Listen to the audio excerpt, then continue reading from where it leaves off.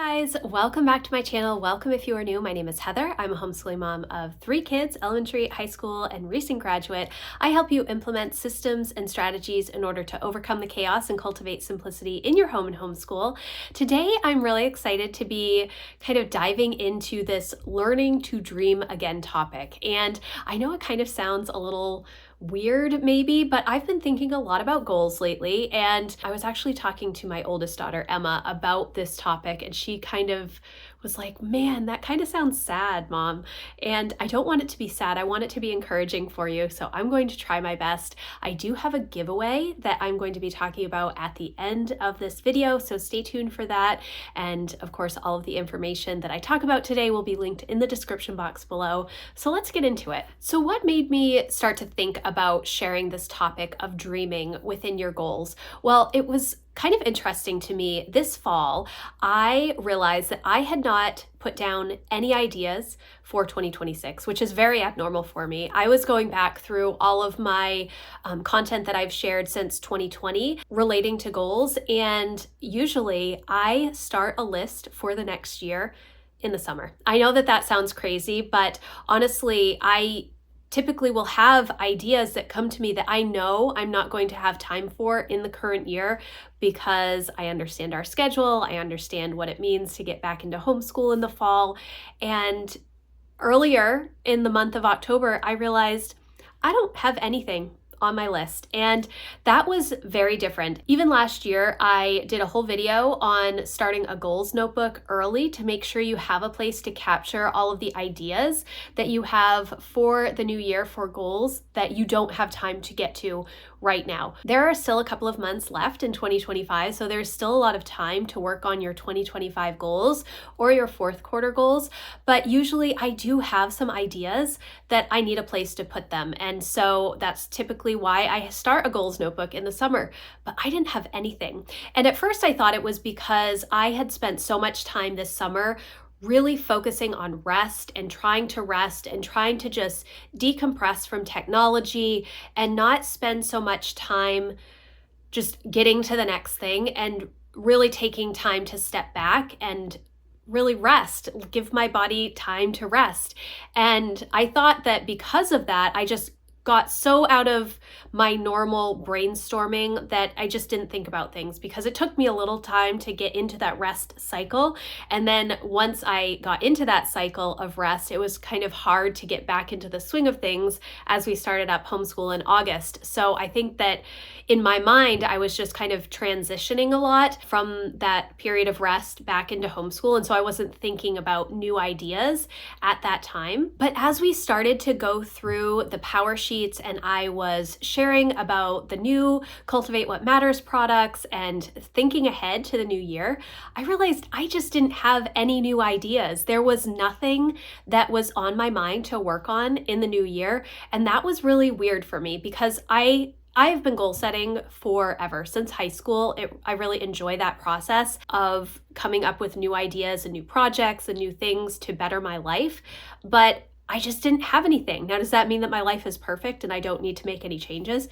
Absolutely not. But it made me think, why is that? Why is that happening right now? So I started to dig a little bit deeper. I went back through all of my goal setting content that I've shared on YouTube since 2020. And even before that, I started sharing about my goals in 2011, 2012 on my website. And I used to share them on my old website back in 2006, 2007. So I was going through a lot of older content to see what changed or what was different about right now. And honestly, as I went back over the past 5 years, I realized that a lot of my goals were very, very similar year to year. It was almost as though the goals that I set in the winter of 2020 going into 2021 after the crazy COVID year and everything, it seems like the goals that I set then, I was continuing to make improvements over the next 5 years. And now I kind of feel like those maybe were more longer term goals with a lot of projects to work on each year. And maybe I'm kind of at the end of those goals. Now, every year in December, when I go through and do my prep work and I set up my goals, I always share that my yearly goals are almost always big life direction goals. They're not necessarily finish line goals or SMART goals. They're not specific, measurable, attainable, I mean, they are, but not in the way that that SMART acronym breaks things down.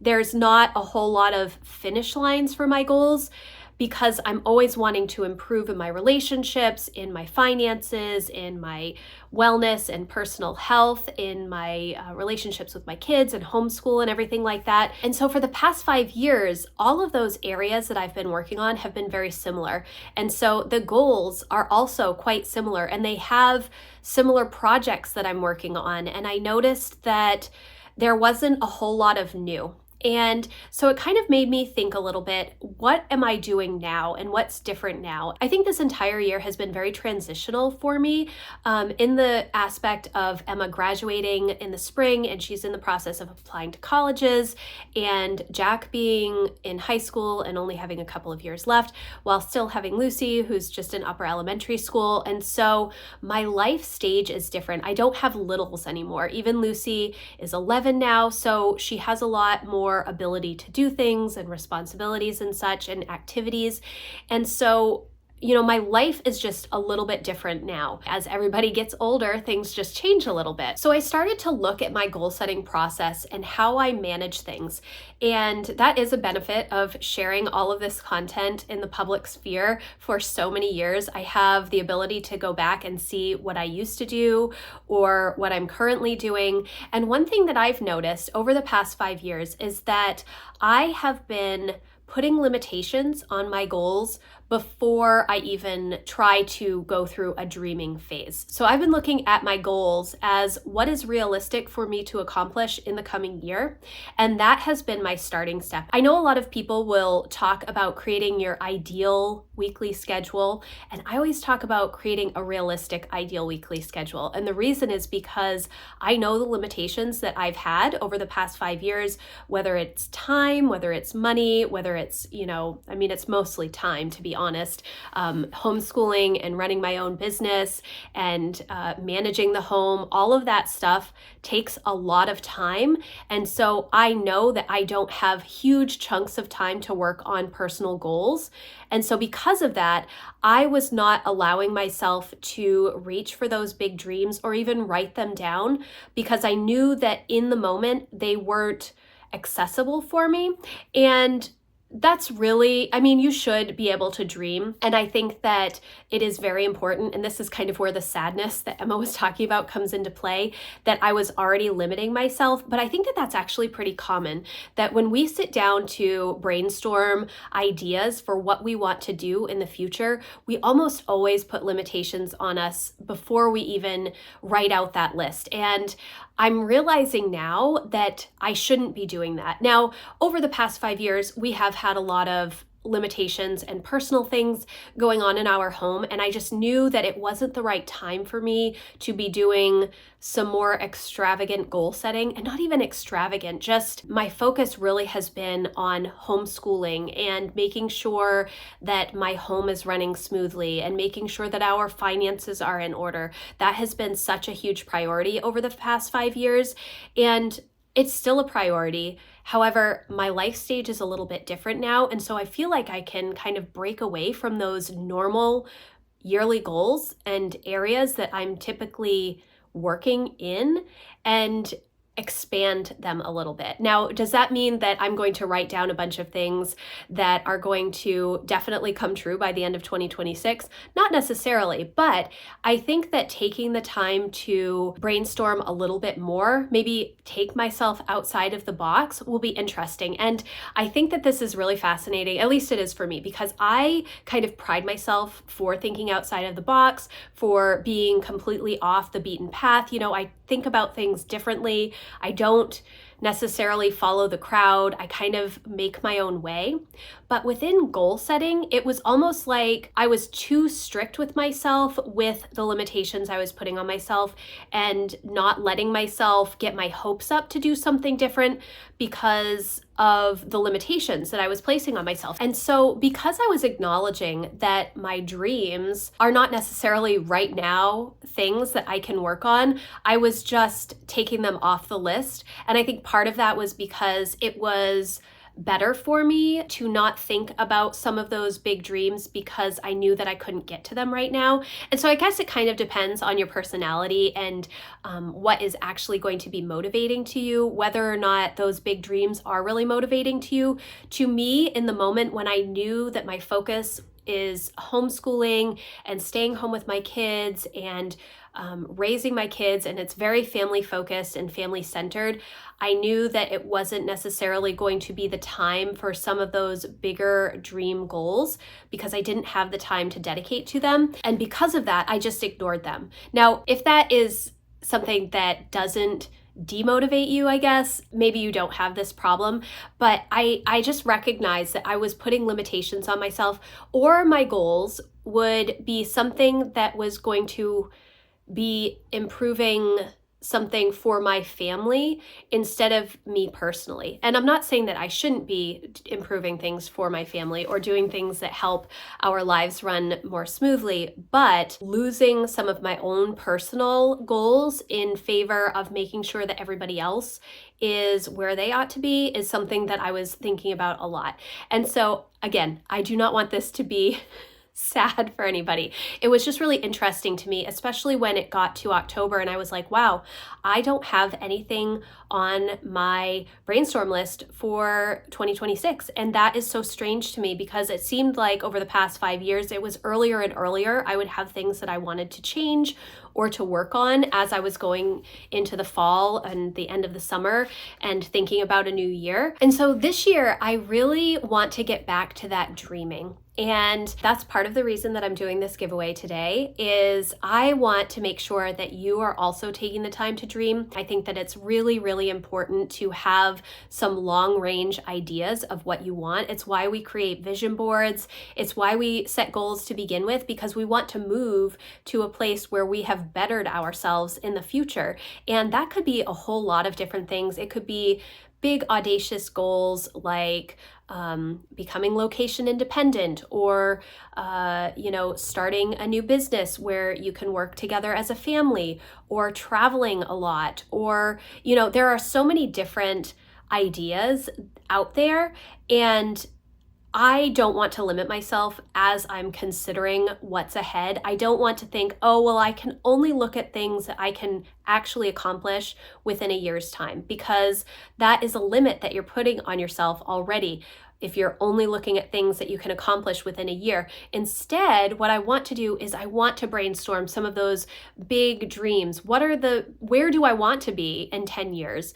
And how can I set up my goals now for 2026 to move me in that direction? And that doesn't mean that those dreams won't change or that the action steps that you have to get to those dreams won't also change. But it is something that I am trying to give myself permission to do this year, to just not limit myself ahead of time. And that's really challenging because I'm very logical. I'm very methodical with my time, with all of my resources available. I understand how much time things take me to do.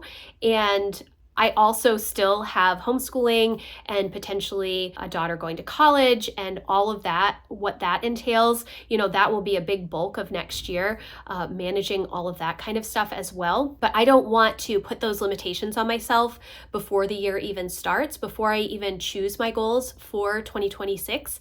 And I'm kind of unsure how it's going to work.